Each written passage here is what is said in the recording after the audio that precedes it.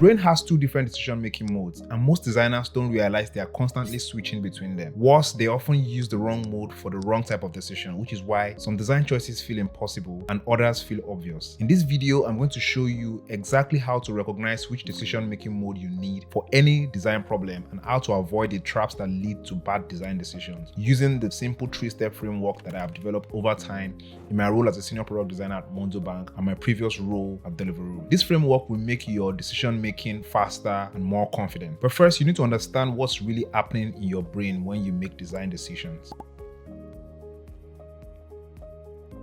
Picture this morning routine. You open your eyes, yawn, stretch, and pick up your phone for your mandatory 10 minutes of doom scrolling. You shouldn't pick up your phone first thing in the morning, but I'm not judging. Everything you do on your phone in that first 10 minutes of waking up happens automatically until you see a notification from a friend asking if you'd like to hang out for drinks next weekend. Suddenly, you stop and think, what am I doing next weekend? Do I have plans? Do I even want to see this friend? Your brain shifts into a different gear, weighing options and consequences. Then you ignore the message for now because you need time to think, and then you get out of bed. So here's what just happened. You seamlessly switched between two completely different thinking modes. Grabbing your phone was automatic, but responding to an unexpected social invitation required more thinking. Both decisions involve your phone, but your brain handled them in really different ways. These two modes of thinking shows up in almost everything we do as designers, and every design decision we make, from simple things like choosing button colors to restructuring entire user flows. Understanding which mode you are using changes everything about how you approach problem solving. In his book Thinking Fast and Slow, Nobel Prize winner Daniel Kahneman discovered that our brains make decisions in two distinct ways: the fast mode and the slow mode. The fast mode is your brain's automatic decision maker. It's instant, it's intuitive, it runs on pattern recognition based on things that it already identifies.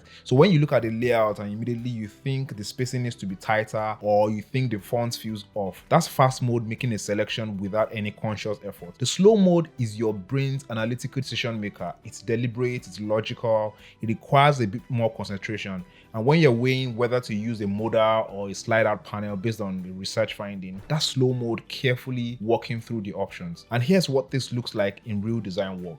The type of design decisions you are likely to make in fast mode are things like choosing between two font weights for a heading, deciding whether to left align or center align your text, picking which UI components to use for an already established or common pattern, adjusting colors to improve visual hierarchies. These are things that you just do based on gut feeling and intuition. The types of decision you are likely to make in slow mode are things like determining your information architecture for a complex app, deciding between three fundamentally different approaches to a feature, evaluating whether your design actually solves the user's problem, choosing which user feedback to act on when you have multiple opinions from stakeholders and it's conflicting. Both of these modes are essential. Fast mode allows you to make hundreds of micro decisions efficiently. Slow mode lets you slow down to tackle complex problems that doesn't have obvious answers. But the problem is fast mode can be so convincing that it often tricks you into making the wrong decision with complete confidence. Fast mode is incredible at making quick decisions, but it has lots of predictable blind spots. So when you make important decisions in fast mode that you should have done in slow mode, you end up with solutions that feel right in the moment but might not actually work in reality. And there are some traps that you may fall in when you design in fast mode when you should be going slower. These decision-making traps have cost me personally weeks of wasted work, and once you learn to spot these traps that I will explain shortly, you see them everywhere in your own work and even in other designers' work as well. The first trap is that you solve the wrong problem because it looks familiar. Your brain sees a new problem and it instantly matches it to something familiar, then jumps to that solution.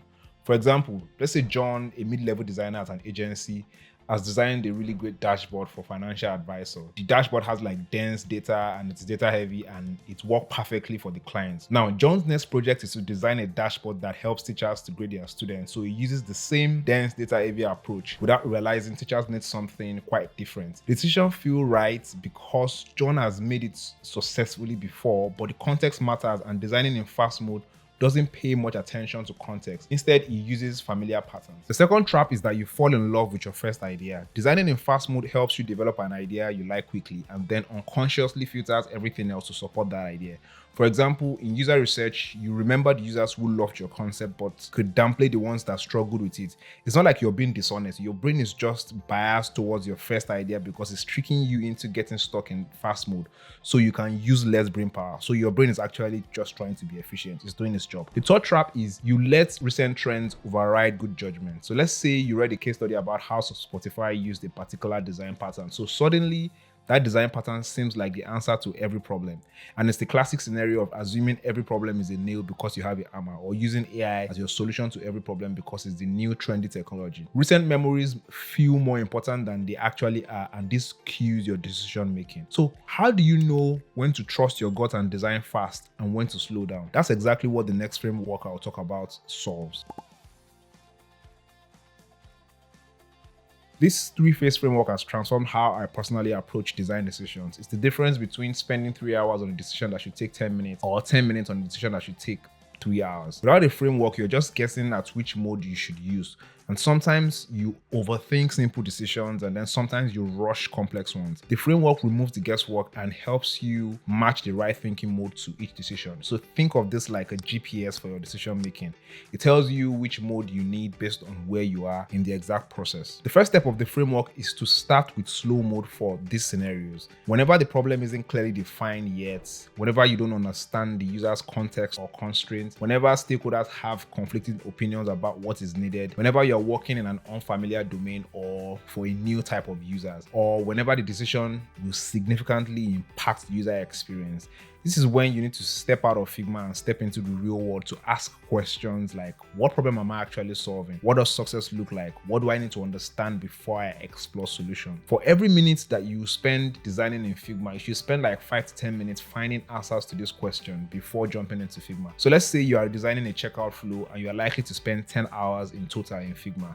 You should spend 3 to 6 days trying to understand the problem, talking to stakeholders, and identifying the success metrics.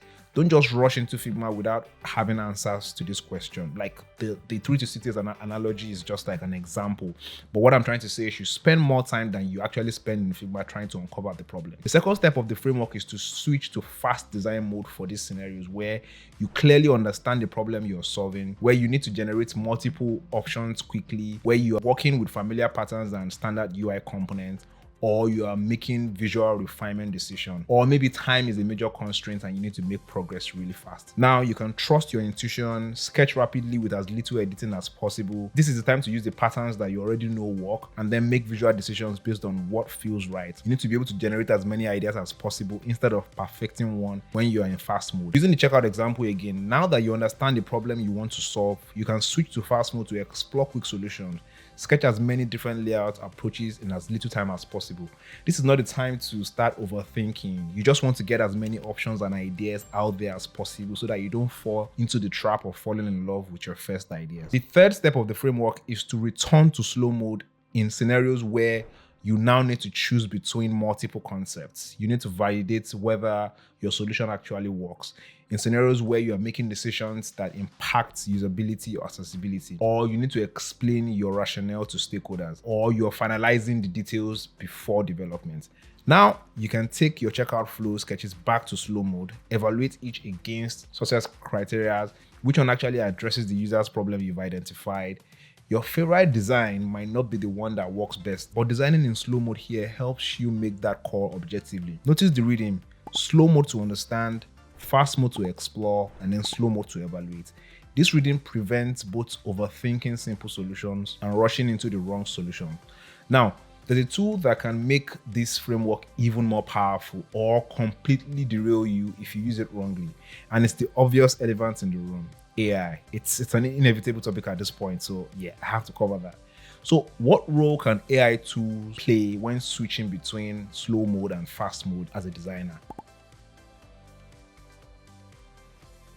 AI is essentially a fast mode amplifier. It's brilliant at rapid exploration and generating variations, but it struggles to do the slow mode work of understanding context, evaluating trade-offs, or making judgment calls specific to your actual situation if you don't prompt it properly. And there's no right or wrong way to use AI in the design process, but in my own work, I've discovered that AI is incredibly valuable when I've done the slow mode work of understanding the problem, mapping out the flows, so that I can then ask AI tools like Visual, Lovable, or Figma Make to generate layout variations suggestions or suggest alternative interaction patterns, or even create different visual direction. This speeds up the exploration phase without replacing the thinking that I have to do when I switch to slow mode. Better design decisions aren't about being smarter or more experienced. They are about knowing which decision-making mode to use and when to switch between them. Now, mastering decision-making is powerful, but the hard truth is that's just one skill. I've watched designers nail their process but still struggle to get buy-in on their ideas because they are missing other crucial lessons that only come from years of experience. I spent 9 years learning this the hard way and making expensive mistakes. Eventually, I figured out what actually matters for career growth, and I've distilled all of it into this video right here. The 9 biggest lessons from 9 years of being a designer. This is stuff I wish someone had told me on day one. So go watch that video and I'll see you there.